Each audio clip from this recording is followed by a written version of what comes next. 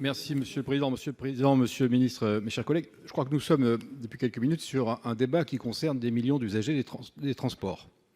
Et ça vient d'être dit par notre collègue Bruillet, en Île-de-France, malheureusement, compte tenu de la caractéristique, la vétusté du réseau, compte tenu du besoin d'investissement, compte tenu des effets de la crise du Covid, du manque de conducteurs, de chauffeurs actuellement, c'était déjà une galère et ça devient de plus en plus difficile.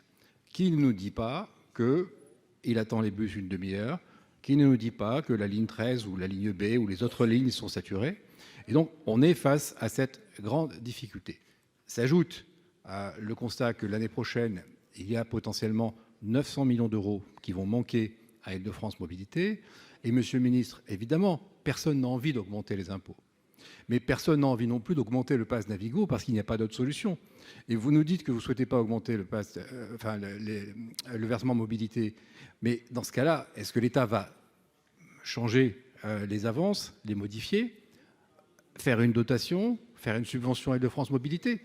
Il faut une conférence. Le rapporteur l'a proposé, c'est une bonne chose.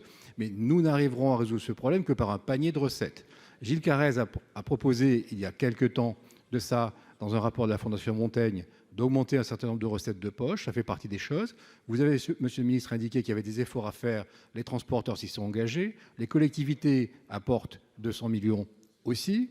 Mais simplement, ce que nous disons, c'est qu'il faudra bien trouver une solution qui passe, c'est vrai, et malheureusement par une augmentation du pass Navigo, mais aussi par un effort sur le versement mobilité. On peut critiquer le versement mobilité, mais il existe, et je crois qu'on ne peut pas manquer, malheureusement, de l'utiliser. Donc nous proposons, Philippe Tabarot et moi, d'augmenter le plafond de 5%. Ça ne veut pas dire qu'il faudra aller forcément à ce niveau-là, ça veut dire qu'on se donne cette possibilité-là de l'augmenter de 5%. C'est moindre que la première option que nous avions envisagée. Nous avons fait un geste pour entendre le besoin de ne pas trop augmenter ce versement mobilité, mais il faut le faire quand même.